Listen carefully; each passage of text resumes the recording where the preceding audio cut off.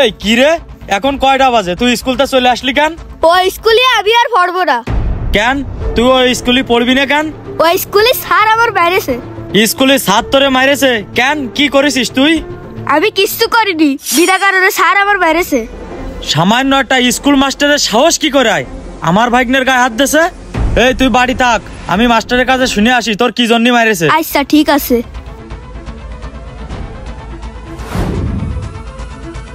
ও রানা ভাই, এত ব্যস্ত কোনে যাচ্ছেন আপনি? এই স্কুলে যাচ্ছি। তা হঠাৎ করে অসময় স্কুলে যাচ্ছেন, কি বিষয়? আরে সে কথা শুনিস নে, সামান্য একটা স্কুল টিচার আমার ভাগ্নেরে মাইরেছে। ওর সাহস কি করে আয় আমার ভাগ্নেরে মারার? আরে ভাই, মাস্টাররা শাসন করে ছেলেমেয়েদের ভালোর জন্য, তাদের পড়াশোনা করার জন্য। এই সামান্য বিষয় নিয়ে আপনি এত উত্তেজিত হয়ে স্কুলে যাচ্ছেন, কাজটা কি ঠিক হচ্ছে? এই তুই থাম, ভালো মন্দ আমার সাথে কওয়া লাগবে না। মাস্টারের সাহস কি করে আয় আমার ভাগ্নের গায়ে হাত দেওয়ার? আমি এটা শুনতে যাচ্ছি। এগের মতো কিছু লোকের কারণে আজকালকার ছেলেমেয়েদের পড়ালেখাই হয় না। ছেলেবেলে ভুল করলেই মাস্টাররা তো শাসন করবেই।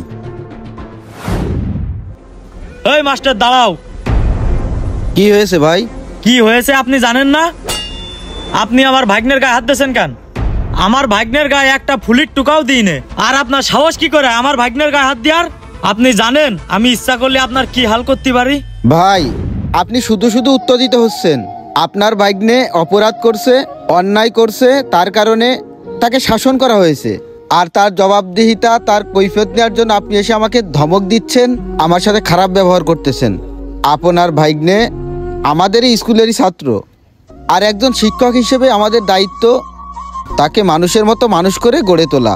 পরিবারের বাইরেও কিন্তু তাদের একটা পরিবার আছে, আর সেটা হলো স্কুল, প্রাতিষ্ঠানিক শিক্ষা।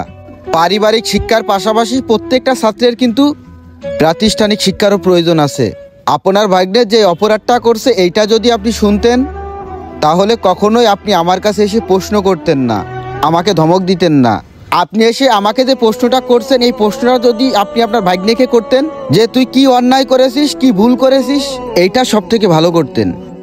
এই আপনাদের মতো গার্ডিয়ানের কারণে আজকের বাচ্চারা পড়ালেখা থেকে অনেক দূরে চলে গেছে।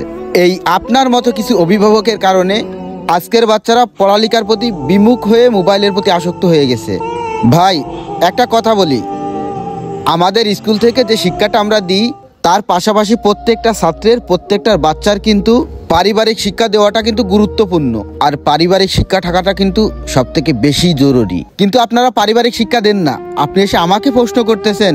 একটা সময় আমরা যখন ছোট্ট ছিলাম, আমাদেরও শিক্ষক ছিল, আমরাও পড়ালেখা করেছি। আমাদের ভুলের কারণে আমাদের শিক্ষকরা আমাদেরকে বেতের আঘাত করেছে। আমাদের মা বাবারা কখন স্কুলে যায়নি, স্যারদেরকে প্রশ্ন করেনি যে তাদেরকে কেন মারা হলো, তাদের গায়ে কেন হাত তোলা হলো। আচ্ছা, আপনার সন্তানকে কি মানুষ করার দায়িত্ব আমাদের না, প্রত্যেকটা শিক্ষকের না? এই শিক্ষকদের জন্যই আপনাদের সন্তানরা সুশিক্ষায় শিক্ষিত হতে পারে, তারা ভালো ভালো জায়গায় যেতে পারে। আর আমরা যদি তাদেরকে শাসন না করি, তারা পড়ালেখা থেকে দূরে চলে যাবে, তখনও কিন্তু আমাদেরই বদনাম হবে। তাই বলি কি ভাই, আপনি যে কাজটা করলেন, আমাকে এসে ধমক দিচ্ছেন, আমার সাথে খারাপ ব্যবহার করতেছেন, এইগুলো কইরেন না, এইগুলো করা ঠিক না। পারলে আপনি আপনার ভাগ্নে, আপনি আপনার সন্তানকে বুঝান। একবার ভাবলেন না তাদেরকে কেন শাসন করা হচ্ছে? তবে আপনার কাছে একটা অনুরোধ থাকবে, আপনার সন্তান, আপনার ভাগ্নে যেই হোক না কেন, তাদেরকে যদি আপনি শিক্ষকদের উপরে না ছেড়ে দিতে পারেন, তাহলে শিক্ষা প্রতিষ্ঠানে পাঠানোর দরকার নেই। কেননা শিক্ষকরা কখনো তাদের ছাত্রছাত্রীদেরকে পর ভাবে না, নিজের সন্তানের মতোই ভাবে। আপনার সন্তানদেরকে যদি শিক্ষকরা শাসন করে প্রশ্নের সম্মুখীন হয়, তাহলে আপনার সন্তান কখনো মানুষ হবে না। ভাই, আসলে আপনি আমার চোখ খুলে দিয়েছেন। আমি এইভাবে কোনোদিন ভেবে দেখিনি। আপনি যাকে একটা বাড়ি মারেছেন না, তাকে 1000 বাড়ি মারবেন, সেজন্য মানুষের মতো মানুষ হয়। তো ভাই, আপনি আপনার ভুলটা বুঝতে পারছেন, এটাই অনেক। আমিও চাই আপনার মতো প্রত্যেকটা অভিভাবক, প্রত্যেকটা গার্ডিয়ান, তারা যেন এই ভুলগুলো না করে, তাদের সন্তান যেন মানুষের মতো মানুষ হয়। তো আমি আসি, আসসালামু আলাইকুম। হ্যাঁ ভাই, এইটা কিন্তু আমাদের সমাজের বর্তমান প্রেক্ষাপটের চরম বাস্তবতা। তাই সকল অভিভাবকের নিকট একটাই অনুরোধ থাকবে, আপনারা কখনোই এই ভুলগুলো করবেন না। ভিডিওটা ভালো লাগলে পেজটি ফলো করে একটি শেয়ার করে দিবেন। ধন্যবাদ।